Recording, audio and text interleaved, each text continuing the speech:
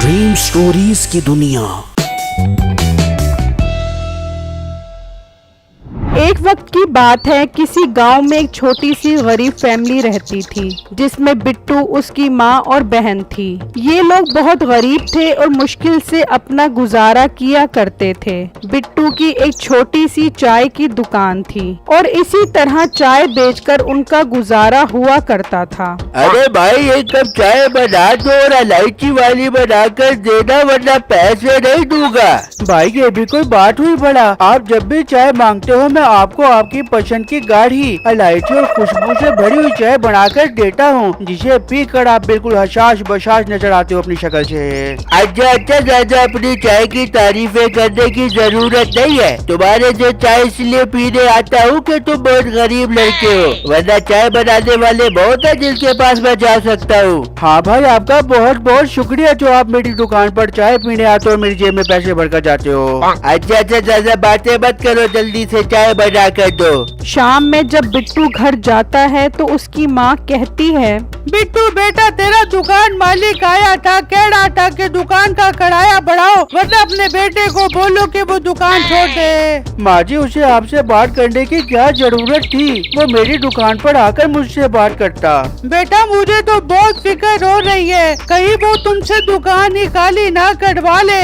इसी दुकान की वजह से तो अपने घर का गुजारा होता है और तेरी बहन की पढ़ाई का खर्च भी। माँ जी, आप फिक्र मत करें, मैं खुद उससे बात कर लूँगा। आप मुझे जल्दी से खाना दे दे, बहुत जोर की भूख लग रही है। बिट्टू जिस दुकान में काम करता था उसका मालिक मीठा था, जो बहुत तेज और बदतमीज इंसान था। वो घर में अपनी बीवी और सास के साथ रहता था। हाँ बेटे, सुना, दुकान का किराया बढ़ाया उसने कि नहीं? हाँ बेगम, आज गया था उसकी माँ से मिलने के लिए। मेरे पास रोनी शक्ल बना के आ गई कि बेटा अभी काम अच्छा नहीं चल रहा, जैसे काम अच्छा होगा हम आपका किराया बढ़ा देंगे। नहीं तो क्या, हमने उनका ठेका उठाया हुआ है जो उनका काम अच्छा होने का इंतजार करे। बेटे, तुझे तो बात करने की तमीज ही नहीं है। मुझे साथ लेके जाता तो उसकी तबीयत दुरुस्त कर देती, पता नहीं किन भिखारियों से वास्ता पड़ गया है। और बेगम तो फिक्र न कर, कल मैं उसकी दुकान पर जाता हूँ और किराया बढ़ाने की बात करता हूँ। अगर तो उसने किराया ना बढ़ाया तो कल ही मैं उससे दुकान खाली करवा लूँगा।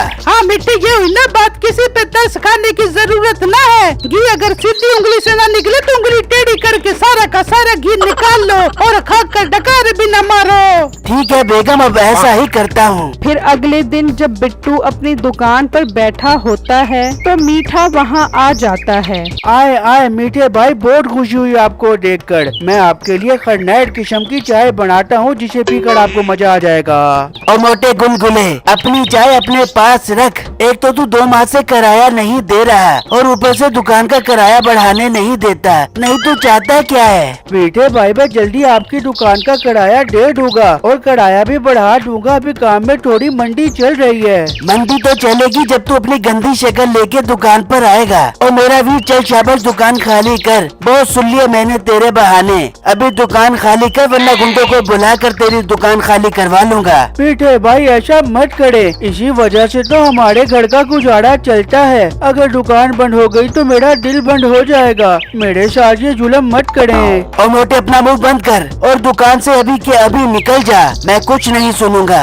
अच्छा मीठे भाई, जैसे आपकी मर्जी, मैं सारा सामान लेकर जाता हूँ। कौन सा सामान? जो तूने 2 माह का किराया नहीं दिया, उसके बदले ये सारा सामान अब मेरा हो गया है। चल मेरा पुत्र, अब अपना मोटा डिट लेकर 911 हो जा। फिर बिट्टू उदास होकर अपनी दुकान मीठे को देकर वहाँ से चला जाता है और घर आकर सारी बातें अपनी माँ को बताता है। अरे बेटा, मैं मर जाऊंगी, मुझसे ये सदमा बर्दाश्त नहीं हो रहा।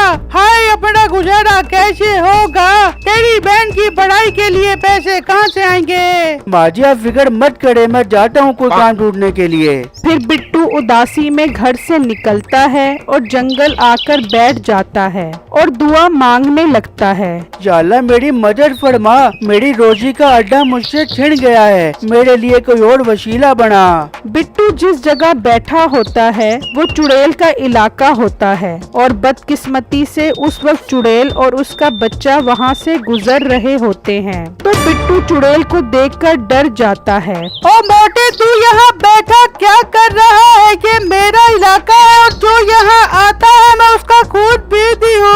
अम्मी जान, इसका पेट देखो कैसा लबलबा लचीला है। अम्मी जान, मुझे इस मोटे की ओजड़ी खिलाओ ना। चल मोटे, मेरे बेटे को तेरी ओजड़ी बहुत पसंद आ गई है, जल्दी से अपनी ओजड़ी निकाल। चुड़ैल बाजी ऐसा मत करे, मैं बहुत गरीब इंसान हूँ। मैं ही घर का कमाने वाला था, जिससे एक शख्स ने उसकी रोजी छीन ली और मुझे और मेरी बहन को बेयारों मददगार छोड़ दिया हमारे घर के ऊपर। अम्मी जान, मुझे इसकी ओजड़ी खिलाओ ना। अम्मी जान, ओ बेटा इतना उतावला मत हो, देख नहीं रहा बेचारा कितना उदास और परेशान है। अम्मी जान, मैं तुमसे बात नहीं कर रहा, मैं जा रहा हूँ। तुमने मुझे इस मोटे की ओजड़ी नहीं खिलाई। फिर चुड़ैल का बेटा वहाँ से चला जाता है तो चुड़ैल बिट्टू से उसका सारा माजरा सुनती है। अच्छा तो ये बात है। ओ लड़के, वो चांद देख रहा है, वो चांद मैं तुझे चोरी करके दे रही हूँ। उस चांद को अपने घर ले जा, फिर देख तेरे पास कितना पैसा आता है। फिर चुड़ैल बिट्टू को वो चांद आसमान से चोरी करके दे देती है और बिट्टू खुश होकर वो चांद घर ले आता है। भाई, आप ये चांद कहाँ से लेकर आए हैं? बहन, मुझे ये चांद चुड़ैल बाजी ने चोरी करके दिया है और कहा है कि ये चांद घर ले जाओ, तुम्हारे पास बहुत पैसा आ जाएगा। भाई, आपको ये चांद चोरी नहीं करना चाहिए था। हाँ बेटा, तेरी बहन ठीक कह रही है, चोरी करना कोई अच्छी बात नहीं होती। अरे माजी, आप फिक्र मत करें, बस देखते जाओ होता क्या है। फिर बिट्टू के चांद के चर्चे पूरे गांव में फैल जाते हैं और बिट्टू की तस्वीर अखबार में छप जाती है। ये क्या, बिट्टू की तस्वीर अखबार में? और ये इसके पास चांद कहाँ से आ गया? फिर मीठा जल्दी से घर जाता है और सारी बातें अपने घर वालों को बताता है। मिट्टी, ये क्या, ये इसके पास चांद कहाँ से आ गया? मिट्टी, तू जा उसके घर और जाकर वो चांद चोरी करके ले आ, ताकि हमारी तस्वीरें भी अखबारों में छपे। हाँ बेगम, तू ठीक कह रही है, मैं आज रात को ही जाता हूँ और चांद चोरी करके आता हूँ। फिर रात होती है तो मीठा बिट्टू के घर के पास आता है तो उसके घर से रोशनी निकल रही होती है। अच्छा, तो ये चांद है जिसकी वजह से बिट्टू को इतनी दौलत मिलने वाली है। अब मैं ये चांद अपने साथ ले जाऊंगा ताकि मैं भी अमीर कबीर इंसान बन सकूं। फिर मीठा चांद चोरी करने बिट्टू के घर के अंदर आ जाता है और जैसे ही वो चांद को पकड़ता है तो वही चुड़ैल आ जाती है। चुड़ैल बाजी, आप कौन हो? नहीं, मैं क्या शक्ल से तुझे डिस्को डांसर नजर आ रही हूँ? मैंने ये चांद बिट्टू को दिया है और तू ये चांद चोरी करने आया है। मैं तुझे ऐसा मजा चखाऊंगी कि तू याद करेगा। चुड़ैल बाजी, मुझे कुछ ना कहो, ये चांद मेरी बीवी को बहुत पसंद आ गया है, मुझे ये चांद अपने साथ लेकर जाने दो। हाँ हाँ, तू ये चांद ले जाएगा, मगर घर नहीं, आसमान पर।